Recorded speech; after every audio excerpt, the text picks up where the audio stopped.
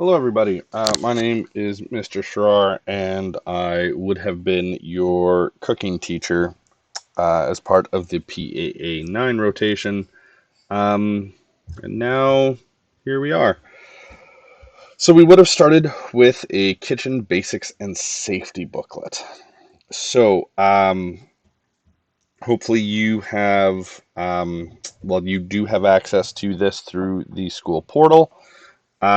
And so now I figured I'd just go through it and we can fill it out together and we can talk about it. All right. Um,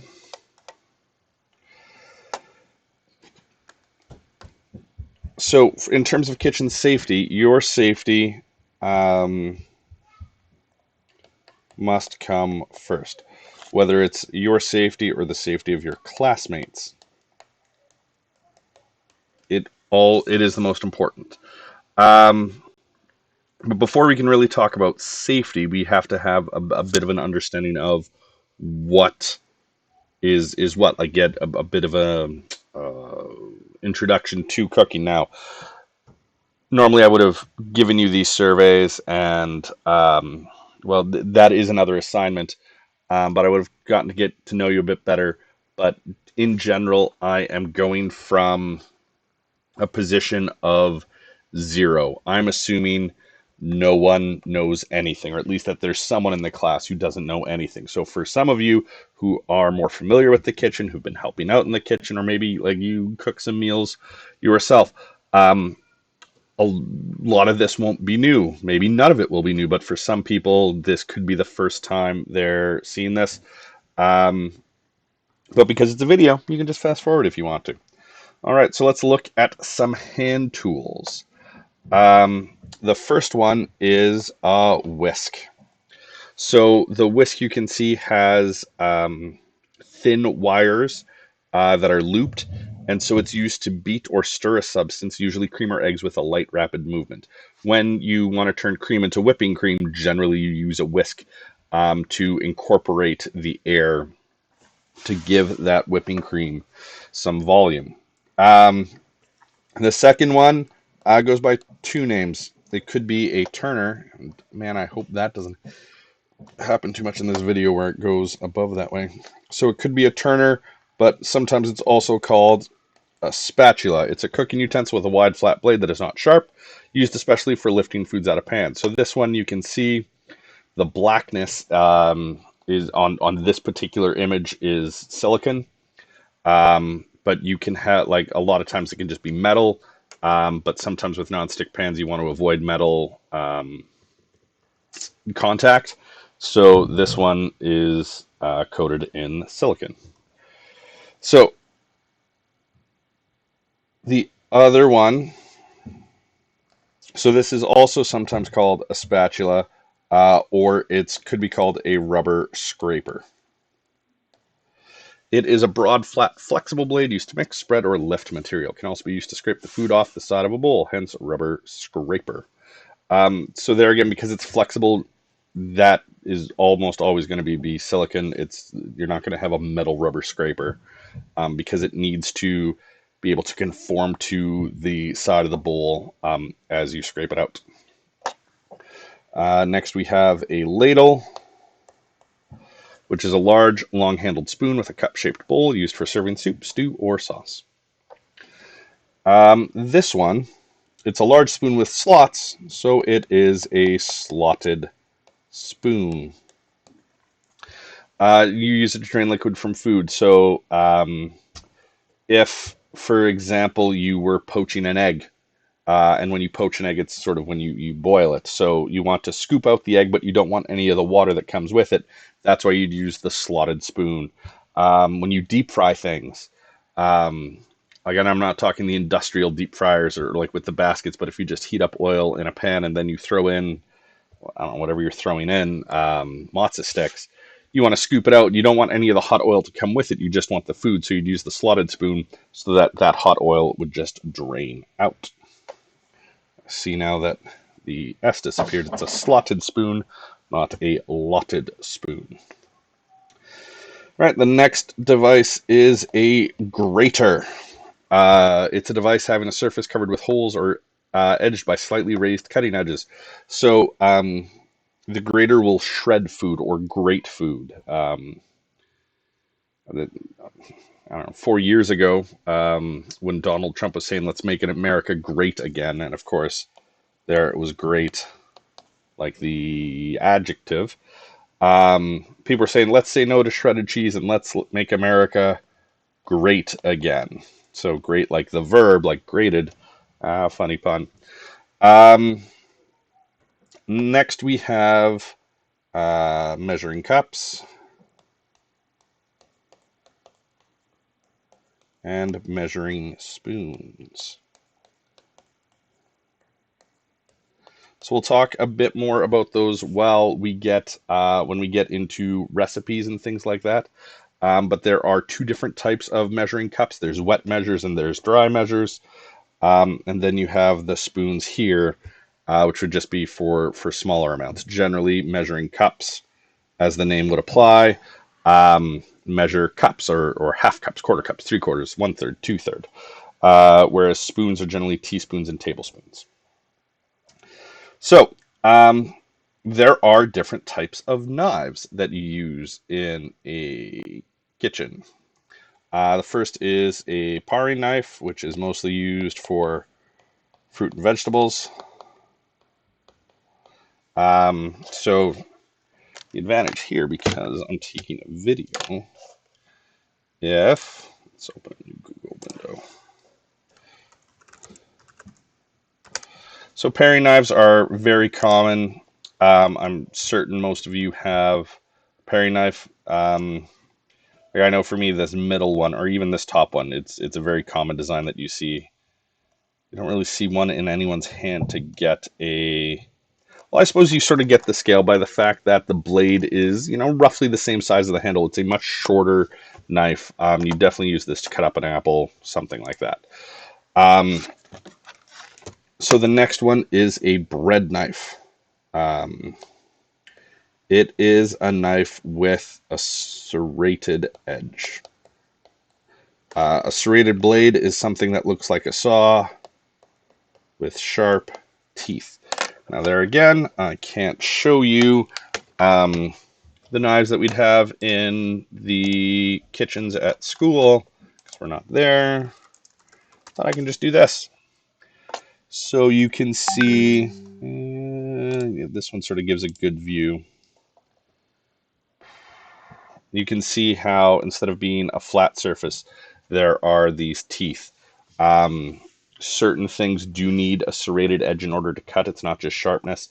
Bread knives are a serrated edge, but like tomatoes cut better with a serrated blade unless you have super expensive, super sharp, super fancy knives. Serrated are just better for some things. Sometimes you'll also, I think turkey knives are a thing that sometimes have weird teeth. I don't know, let's Google that. Nope, I was wrong. My bad. Um, all right, so then finally, uh, butcher knives are long, broad blades, generally for cutting meat. So butcher sort of gives that away. A butcher cuts up meat.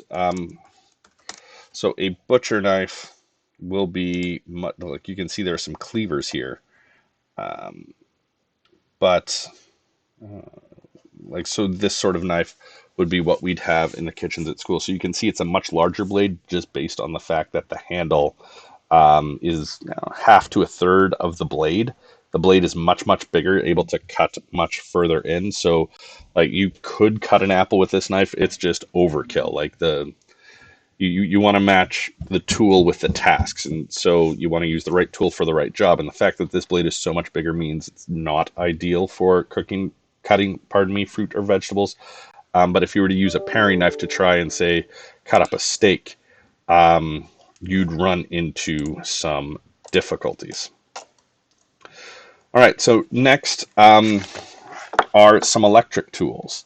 Now you may or may not have these in your kitchen at home, but they are fairly common, fairly standard. Um, So I can't remember the name of this first one.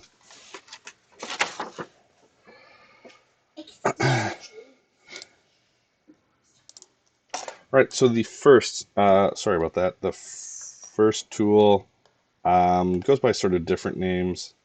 Hand mixer is sort of common. You might hear it called a Mixmaster or something like that. But it's a set of beaters attached to a gear-driven mechanism to rotate the blades of the beaters. So these are the beaters here, and there can be different ones. These ones are almost like whisks, but you can have some with more of a flat blade. Um,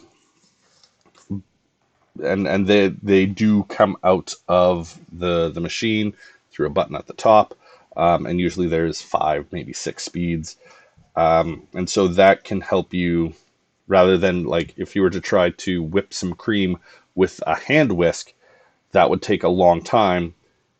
Using the power of electricity and a hand mixer will make it a whole lot easier. The next is called an immersion blender.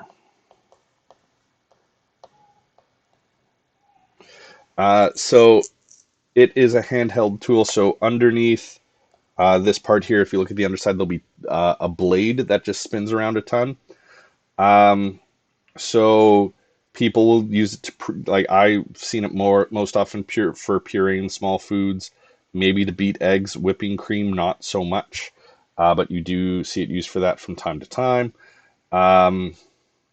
We won't be using it specifically for cooking 9, but in the world of cooking, it is fairly common. So this big guy is an orbital stand mixer. So you'll often hear it called a KitchenAid, but the KitchenAid is the brand of this specific one. You can sort of see here the start of the brand name. It's not the generic term, like Cuisinart sells them, but it's not going to be a Cuisinart KitchenAid because KitchenAid's a brand of a competitor. It's going to be a Cuisinart orbital stand mixer, or even just called a stand mixer. So the way orbital stand mixers work is they have,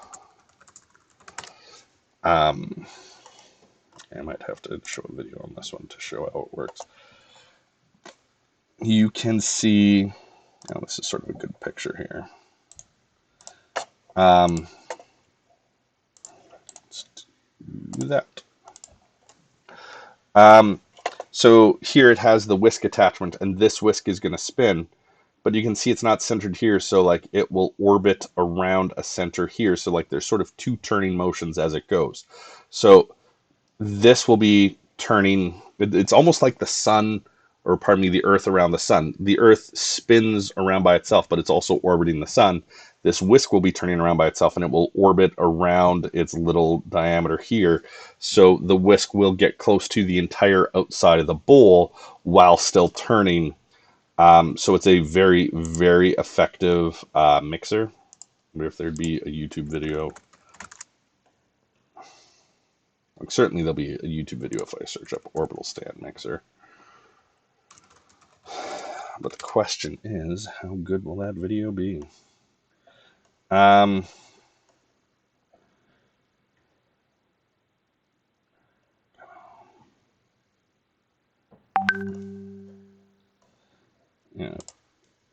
So you can see here, there's some different was ones. always very simple. We buy the best ingredients. But it weighs more than 40 pounds. So you can see these there sort industrial of the safety motion at features, work it's just not and how worth it's sort getting of spinning 2 different They're ways. whisk death. Now, after paying all that money, So you should be $150. let's just rewind a bit. We set up a series of So you can see right here. So this is, I believe, it looks to me like a KitchenAid one. You can sort of see it, tests but you based can on the sort of 3 see the major motion of it functions of a there. stand mixer. Whipping, So there are different attachments. There is the whisk attachment, as we saw, but there's also one called a paddle, which is a bit more flat, which is more useful not for like creaming butter. You'd want, like, a whisk could bend. It's not that strong. It's good for lighter things like eggs or cream. But if you want to mix something solid, like when we're making cookies, you'd want to use the paddle. Now, you may not have an orbital stand mixer at home, and that's okay. Hopefully you have a hand mixer. because for some recipes like creaming butter without that at home will be difficult, and we cream butter, like at least for the cookie recipes. Yeah, so making cookies at home without some level of mixer, whether it's an orbital hand mixer, or pardon me, orbital stand mixer or hand mixer, will be difficult. And so the last one is a blender. This picture is of the blenders they have at school, which are super fancy blenders called Ninjas. I'm hoping have some level of blender at home. We were going to make homemade orange Julius's. I don't know if you're familiar with the drink. That would be a recipe. That would be the only reason you'd use a blender in PAA 9. And so, yeah. All right. So now there is a crossword. So I'm not going to fill this out. I will maybe post an answer key. But let's make this part of your assignments. I would like you to fill out the Kitchen Tools crossword puzzle. You can see it here. All the answers are in what we had, so that will be your first assignment. Fill out the Kitchen Tools crossword and submit it via Scalantis. You know what? Let's end there for our first video. All right, so thanks for tuning in. Hopefully you can tune in again.